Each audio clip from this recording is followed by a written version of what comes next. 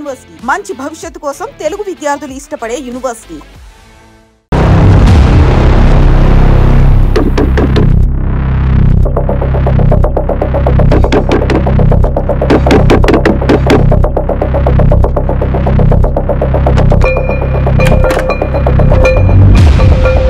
నువ్వేంటి ఇక్కడ? సర్లే లోపల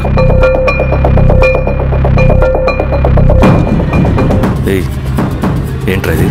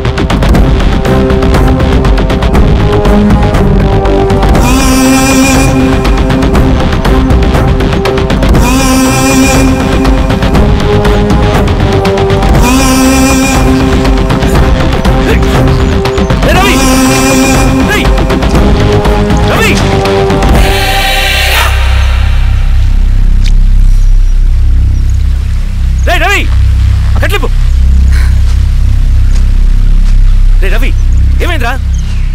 వచ్చి కట్లిప్పు. ఏమైందిరా నీకు? కట్లిప్పు. రే ఆ పోలీసుకి లొంగిపోవటం, ప్రెస్ మీట్లు మాట్లాడటం అంతా నిజం అనుకుంటున్నావా? రే అవంతా ఒక స్ట్రాటజీరా. యుద్ధంలో శత్రుబలు పెరిగినప్పుడు మనం మొండిగా ఎదురెళ్ళకూడదు, లొంగిపోయినట్టు నటించాలి.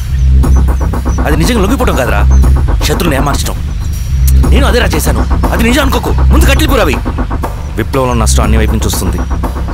నువ్వు నేను ఇంకా మిగిలి ఉన్నాం కదా, ఇంకొక దళాన్ని నిర్మితాం, విప్లవాన్ని కొనసాగిద్దాం. ముందు కట్లిప్పురా. ఏంట్రా నువ్వు మాట్లాడిన ప్రతిసారి నాకు చప్పట్లు కొట్టాలనిపిస్తుంది అన్న. నువ్వు చెప్పేది నమ్మాలనిపిస్తుంది. ఇప్పుడు కూడా నమ్మేవాడిని, కానీ ఇది ఆపుతుంది. మతం మత్తు మందు లాంటిది అన్నాడు కార్ల్ మార్క్స్. కానీ అంతకన్నా పెద్ద మత్తు మందు కమ్యూనిజం. ఆ కమ్యూనిజం మత్తులో నుండి నిన్ను బయటకు తీసుకురావడానికి బలమైన సాక్ష్యం కావాలని నాకు అర్థమైంది. ఎలక్షన్ నుంచి విత్డ్రా అయ్యాక నేను నా ఫ్రెండ్ స్వప్న వాళ్ళ ఇంటికి వెళ్ళాను. రే అర్జెంట్గా 25 లక్షలు కావాలరా. Thank you.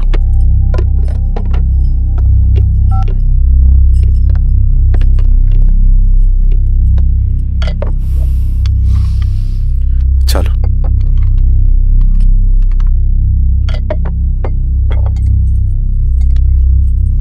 చాలు చలో అని చెప్పాను కదా, అర్థం కాదే? ఏవండి ఏవండి ఏమైంది స్వప్న? నేను గమనిస్తూనే ఉన్నాను, మీరు ప్రశాంతంగా లేరు. శిరీష, ఆయన బిజినెస్ చాలా ఇబ్బందిగా మారింది. బయట అప్పు తెచ్చి మరీ ఇన్వెస్ట్ చేశారు. వర్క్స్ అన్ని సగంలో ఆగిపోయాయి. కాంట్రాక్టర్స్కి బాగానే మిగులుతాయి కదా. ఆయన ఏదీ క్లియర్గా చెప్పరు. నేను మాట్లాడినా డబ్బులైతే నేను హెల్ప్ చేస్తాను.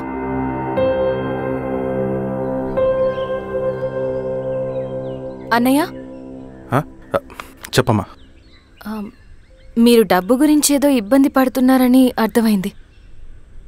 అవునమ్మా, ఈ ఏజెన్సీ కాంట్రాక్టర్ బతికే ఇంత ఏది సాఫీగా ఉండదు. అన్ని వైపుల నుంచి అడ్డంకులే. ప్రజల ప్రయోజనం కోసం బిల్డింగ్లు బ్రిడ్జ్లు కట్టాలి, అడ్డమైన వాళ్ళకి లంచం ఇచ్చుకోవాలి. ఇప్పుడు ఈ నక్సల్స్ ఒకళ్ళు తయారయ్యారు. నా బ్రతుక్కి పని పూర్తయ్యేదాకా ఫండ్స్ లిస్ట్ చేయరు, వీళ్ళేమో పని చేయనివ్వరు. ఏం చేయాలో అర్థం కావట్లేదు. నక్సల్సా? నక్సల్స్కి ఏంటి సంబంధం? అదే కదా సమస్య. బయట ప్రజల కోసం మేము ఉన్నామంటారు, లోపల ఎక్స్ట్రాషన్కి అలవాటు పడ్డారు. ఎవరు కరెక్ట్గా లేరమ్మా. ఎక్కడి వాళ్ళన్నయ్యా? పినపాకం మండలం నక్సల్స్ 25 లక్షలు అడిగారు.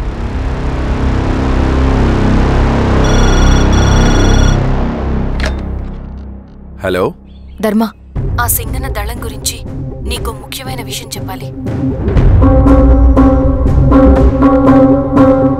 సరే, ఓకే, బాయ్. నీతో పర్సనల్గా మాట్లాడాలి. బయటకెళ్ళు.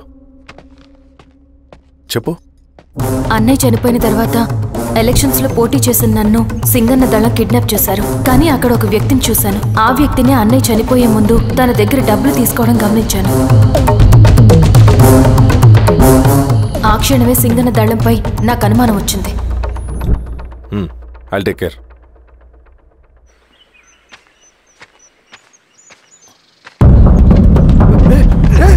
భయపడదు, నేను చంద్రుడు మనుషులు. నన్నేం చేయకండి. కూర్చోబెట్టండి. మీకు కావాల్సింది దీంట్లో ఉంది.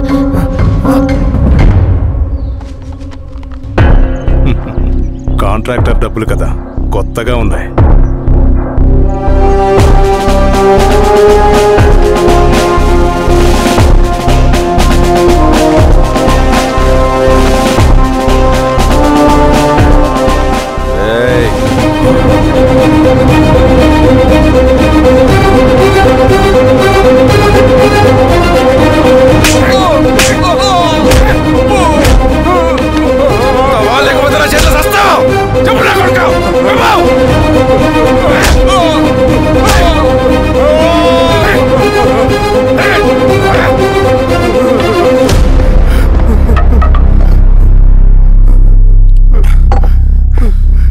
వీళ్ళ అన్న మీదున్న ప్రేమ అభిమానం ముందు మన పోలీస్ లాఠీలు ఓడిపోయాయి.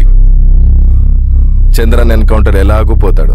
కానీ విచిత్రం ఏంటంటే వాడి భార్య నర్సమ్మ, కూతురు మమత, కొడుకు నరేష్ మరో ఎన్కౌంటర్లో పోవడం చాలా బ్యాడ్ న్యూస్.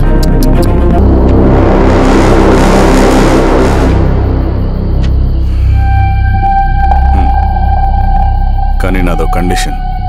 నేను సింగన్ని పర్సనల్గా కలవాలి. చూస్తా. కానీ ఒక విషయం, ఈ మ్యాటర్ బయటికి రాకూడదు. జాగ్రత్త.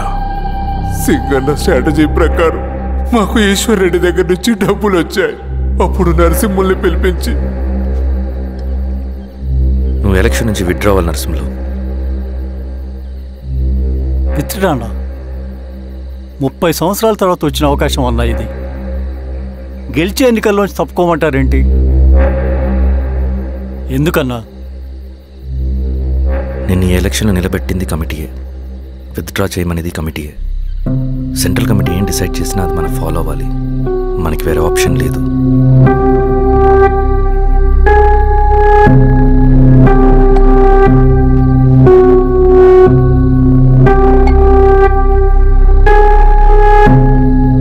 నన్ను నమ్ముకుని చాలామంది ఉన్నారన్న. మీరు వద్దన్నా సరే నేను ఇండిపెండెంట్గా పోటీ చేస్తా. నీ పట్టుదల నాకు అర్థమైంది నరసింహులు. సెంట్రల్ కమిటీతో మరొకసారి నేను మాట్లాడతాను. కొంచెం వెచ్చి, తొందరపడద్దు. లాల్ సలాం. లాల్ సలాం. తన మాటకి ఎదురు చెప్పిన నరసింహుల్ని క్రూరంగా హత్య చేయించి ఆ హత్యను ఈశ్వర్ రెడ్డి చేయించాడని అందరినీ నమ్మించి ఆ తర్వాత ఈశ్వర్ రెడ్డిని కూడా. ఏంటి ఈశ్వర్ రెడ్డి గారు, కలుద్దామనుకున్నాం కానీ ఇలా కలుస్తామనుకోలేదు. ఏంటంత కోపం? ప్రజానాయకుడు నరసింహులు చంపినందుకు నీకు మరణదండనే. ఇంతకీ నన్ను ఎందుకు కలుద్దామనుకున్నావు? నరసింహ చావుకి నాకు ఏ సంబంధం లేదు. నిన్ను కలిసి ఊరు సమస్యలు, ప్రజా సమస్యలు పరిష్కరించు. అడవికి సింహం రాజు, అడవైనా ఊరైనా ఈ సింగన్నే రాజు.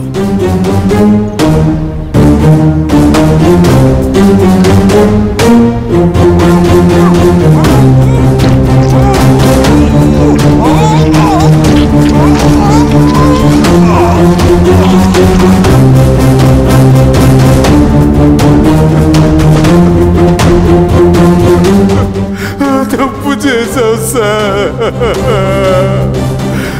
మొత్తం సింగన్నే చేశాడు. ఇంకా చెప్పాల్సింది ఏదైనా ఉందా? శిరీష ఆ రోజే చెప్పిందన్నా. ఇన్నాళ్ళ పోరాటంలో ఏం జరిగిందన్నా? ఏమీ లేదు. శిరీష వల్ల వాళ్ళ ఊర్లో రైతులకు భూములు వచ్చాయన్నా. నీ వల్ల చాగి అన్యాయంగా గొంతు కోసుకున్నాడన్నా. నరసింహులు, ఈశ్వర్రెడ్డి, ఇంకెందరో అమాయకులు నీ అధికార దాహం వల్ల బలైపోయారు.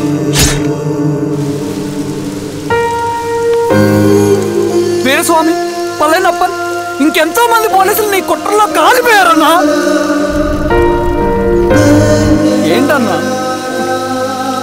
నీ వెనుకున్న పాపానికి మన దళ సభ్యులు ఎంతో మంది అమాయకులు చచ్చిపోయారు.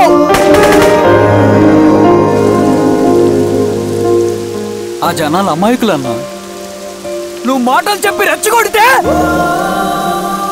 నువ్వేదో సమాజాన్ని ఉద్ధరిస్తావని నీ వెనుకున్నారు.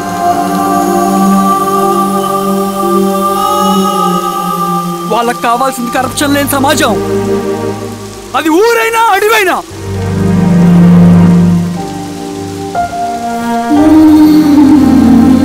దేవతలాంటి అమ్మాయి అన్నా. బతికినంతకాలం అందరి జీవితాన్ని బాగు చేసిందన్నా.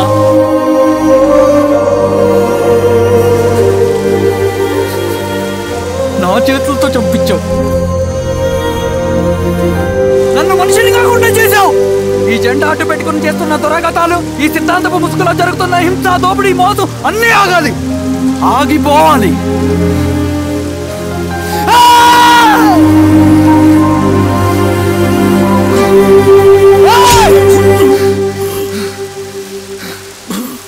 నువ్వు చెప్పిన సమాజం స్థాపితం కావాలంటే నువ్వు సమాధి కావాలి.